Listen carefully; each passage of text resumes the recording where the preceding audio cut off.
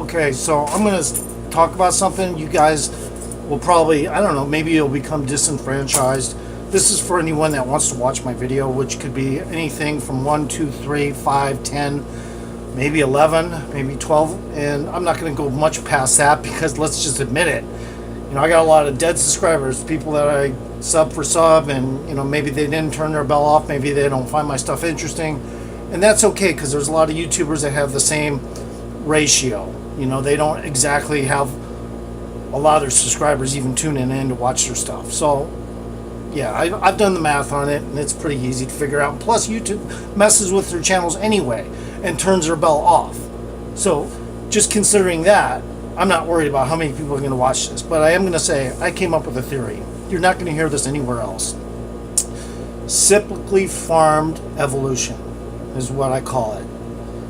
Or how about synthetically farmed evolution? Yeah, that sounds better. I'll take the second one rather than the first. And the reason why I say that is because I believe there's higher beings. You know, I'm not a big believer that God is all powerful. I believe that there's higher beings that for any other person here would definitely believe, you know, that has to be a God. But the truth of the matter is that just once you keep going up and you keep gaining in technical advancements and stuff, eventually to anything under you, you're going to look like a god. So let's just admit that. Okay? And they left us a clue, the missing link. So far we have not found the missing link. So I believe that a certain portion of other dimensions, extra dimensions, inner dimensions, macro dimensions, micro dimensions, intelligent life could exist. And in a certain percentage of them, I would say maybe even close to 35% of those other dimensions where their universe is, it could be 80% life or 92% life in that entire universe. Put it this way, if we were to somehow travel, let's say with just a probe, through a wormhole to another universe, which is going to probably be another dimension, more than likely. When you're talking about another universe, there's no telling what you're going to end up at, where you're going to end up at, or if you'll be able to even stay together. With your atoms will probably change, modify on their own, or you'll have to figure out a way to transmutate into that other dimension so you won't fall apart and just blow away or die off. So that's what these creatures figured out, how to transmutate from their universe, which is probably another dimension, not likely from this universe. This universe is probably small time to them. When they come here, they probably look at it like mostly void. There's life. You can find it on a lot of different places. There is some interest factor there, and there actually is some evolution going on in those places. But this particular place, Earth, this is a terraformed location. We did this. But I believe the beings that are probably similar to us that did this on Earth may have come from another dimension, more than likely another dimension. They transmutated. They figured, hey, these transmutation bodies kind of are interesting. Let's see if we can just create some over here on this planet. Now, their timeline, let's say in their universe, from their dimension, let's say just for instance, it's 5 years, and compared to ours, and I got to kill this spider, hold on. In comparison to our universe, their 5 years could be 3.6 billion years here. And I think that was a frickin' brown recluse. No fucking shit. I'm always worried about getting... But anyway, so I think that they cyclically, synthetically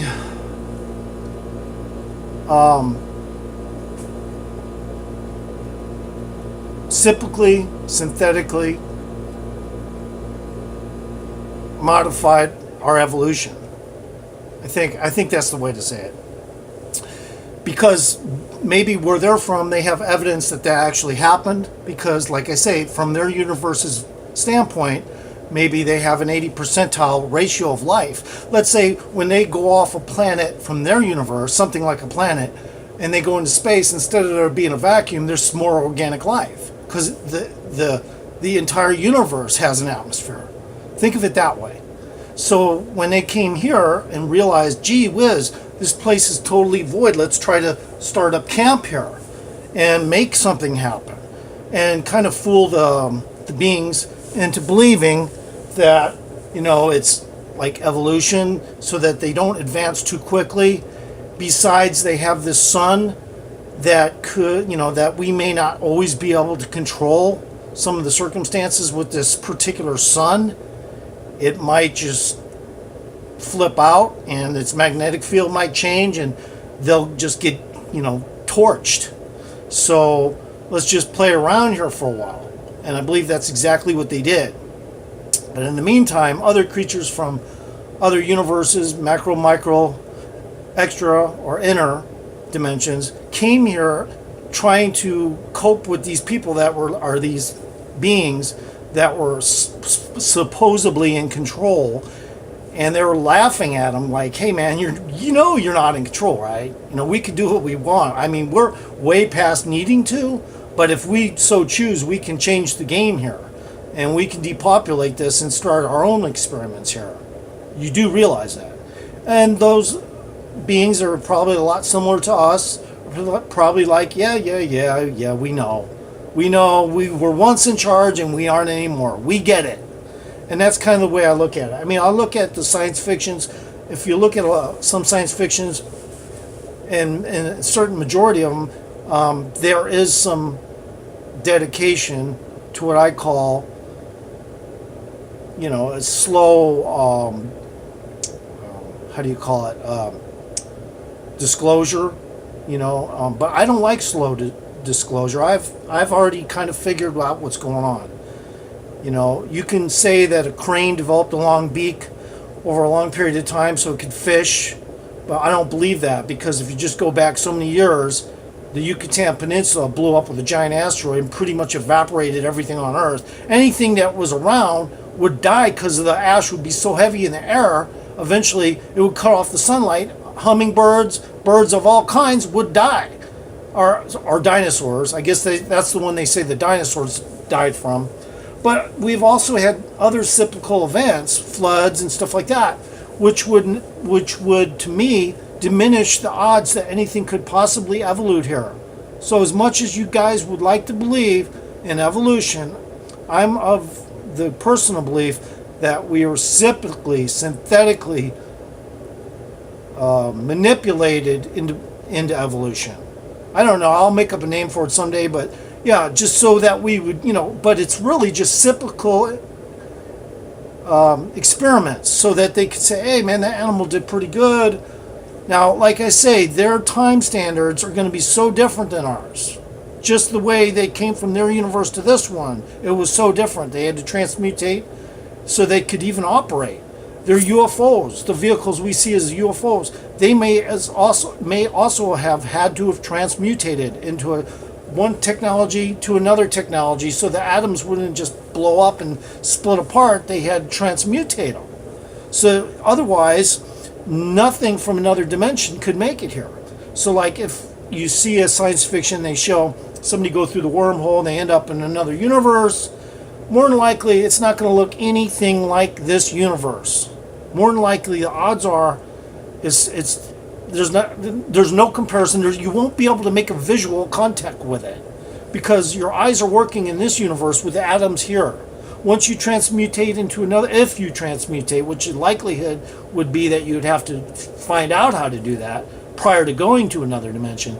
But if you were automatically transmutated, or if you were just transmutated by education and technology to transmutate, once you got here, you could see, how little and how minuscule this universe is, maybe compared to the one that the other universe you came from.